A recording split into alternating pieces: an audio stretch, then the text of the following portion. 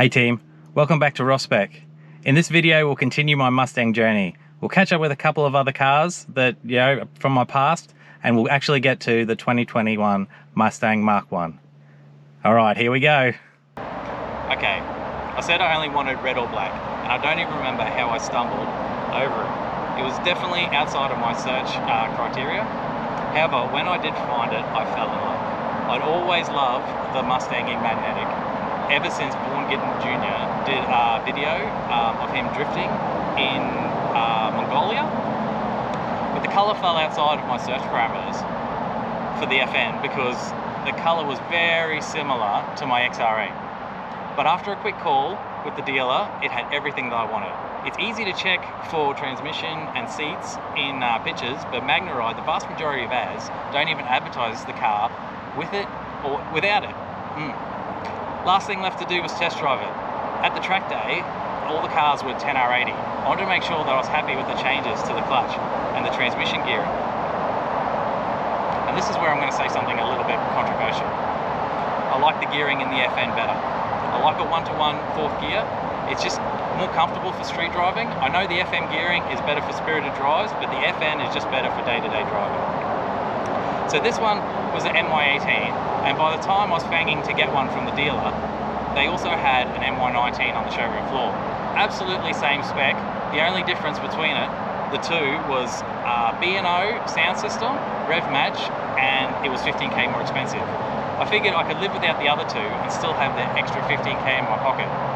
So what happened to my FM? Well, that's a sad story and maybe one for another day.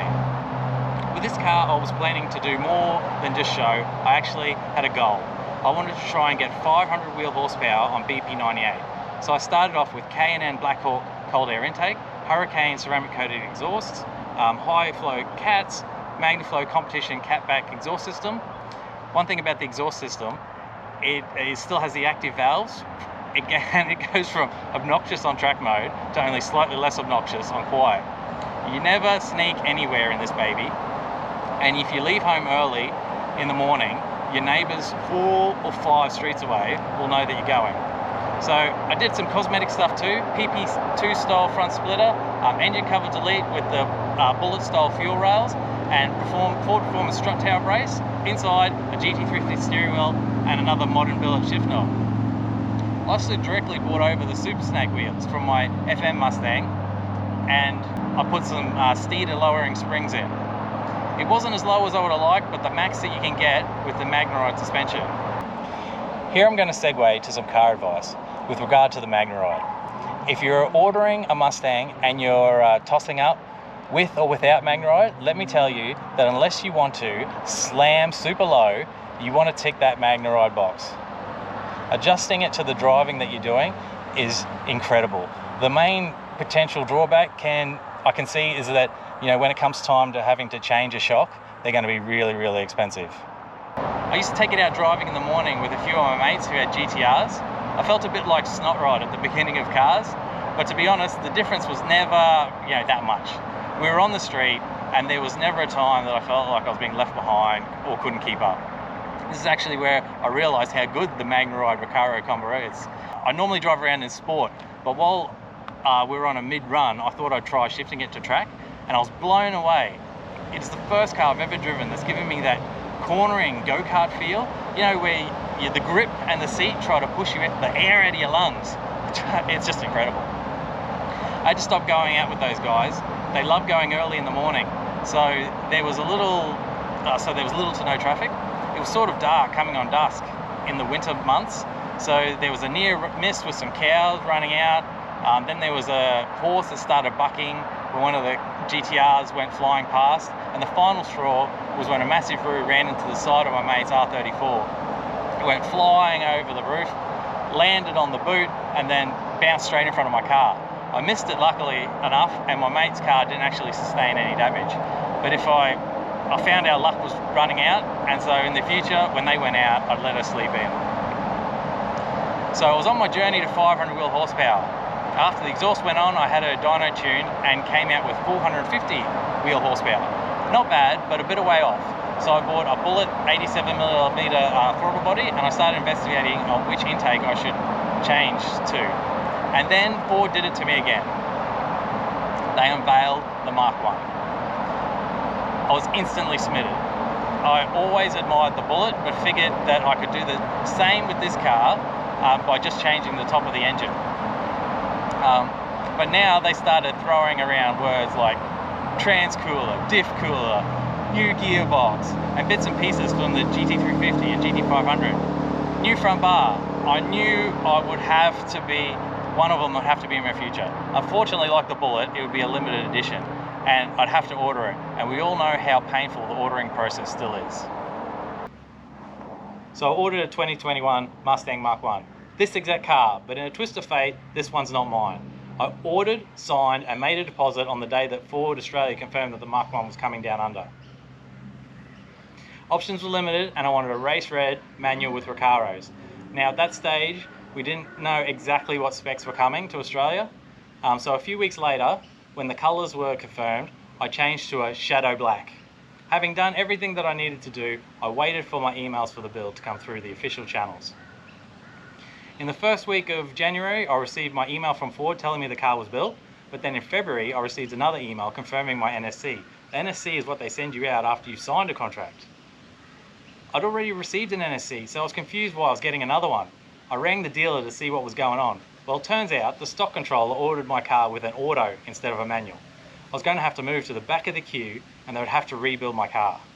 No, sorry, just matter of fact, I was livid. And to add insult to injury, my actual car slid into the timing of the plant shutdowns due to the chip shortage. My 3-month delay turned into a 6-month delay. I'm very lucky to be in the presence of this car. I asked my dealer to tell me when it arrived. I really wanted to see what the car would look like in person, which they didn't do. It went straight out to the new owner, without a phone call, without a message.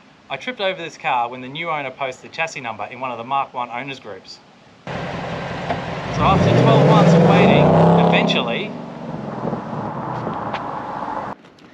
So here she is, my 2021 Shadow Black Ford Mustang Mach 1. The slight advantage of it being delayed is I had a stack of presents ready for her when she arrived.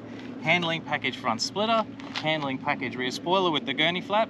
Ford don't recommend that you leave the gurney flap on for street driving, and I think it's because the front is only held on by 2 little plastic arrows, but the gurney is tough as, you got to run it. Also got the handling package rear sway bar. The front sway bar is the same whether it's a handling package or not, but the rear sway bar is solid rather than hollow. Same diameter though. I've also got a heap of Steeder parts in it. Sports lowered springs. I probably should have gone their progressive ones. Ultralight G-Track front subframe brace, IRS subframe brace, and subframe bushing support system. Rounding it all out is a familiar set of Shelby Super Snake wheels. At this stage they've been on 3 Mustangs and done about 40,000 kilometers. Probably time for a new set of tyres.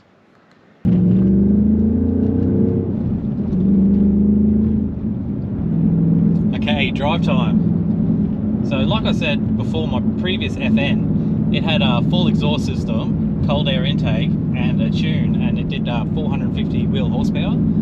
This one here, completely stock engine exhaust, it feels faster. I don't know what it is, but it just feels faster. This car is by far the best car that I've ever owned. So a couple other things that I've done to it is GT350 steering wheel and GT350R tower brace. I also got a custom plaque built for the, describes the chassis number and has a little bit of Mach 1 on there. So yeah, I'll talk about the couple of things that were missing from my previous car. So the B&O and the rev match. Now, the B&O sound system is by far the best sound system I've ever had in a factory car. The sound has like a dimension about it, and the bass just feels like it's floating in the middle of the car. It's incredible. And the rev match, it is the stupidest thing for the street, but it puts a smile on my face every time you hit it. You know, you just drive into a set of lights and you find yourself driving harder just because it'll blip more. Yeah, it's crazy. It's almost a shame that they only brought 700 of these into the country because I reckon everybody who wanted one should have had the opportunity to be able to get their bum in one. That's why the Dark Horse, they're talking about that being a limited edition model in Australia too when the S650 gets here, and that just doesn't make sense to me because, you know, the Dark Horse is the new top of the tree. and to limit Australia to the top of the tree for only 1 year, you know, it doesn't compute. Maybe limited per year, that would make sense to me, because I reckon you'd find that most people would buy a Dark Horse over a GT, because that's Aussies love the old performance cars, and Ford probably want to sell more GTs than they do Dark Horses. But if they do limit it to 1 model year, what that does tell me that in 2 years there's going to be a bigger and better car, and they already know that's coming, and it's going to keep sucking us back.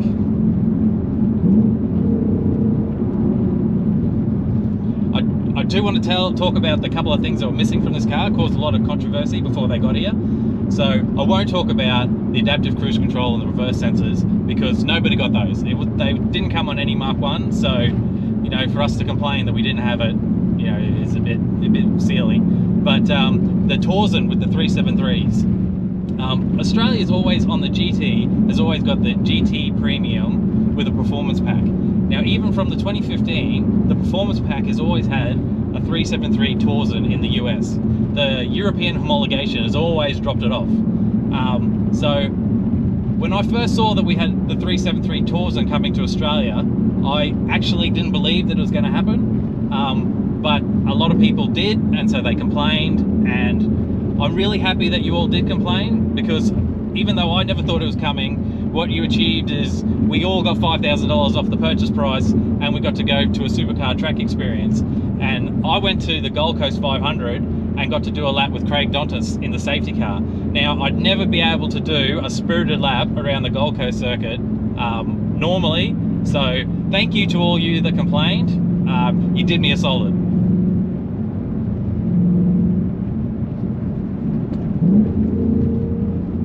So what's my plans for this car? Done just over 5,000 kilometers. That's mostly been limited because I like to drive each of my cars at least once a week. So, you know, it spreads out over the 3 or 4 of them. I've got way too many at the moment. But from here, like I said before, I've gone to a couple of breakfast happy lap sessions, and that really got me the bug for track work again. I took my previous car out to Queensland Raceway, and I set some lap times out there. So I really want to go back with this one and see, with, you know, her pretty much stock, what sort of time she'll set. See if I can set some new PBs. Well, that's pretty much all I got time for in this video. If you like the Mustangs or you like the Ute, don't forget to like and subscribe. We'll be back again, and I'll catch you in the next one. See you later.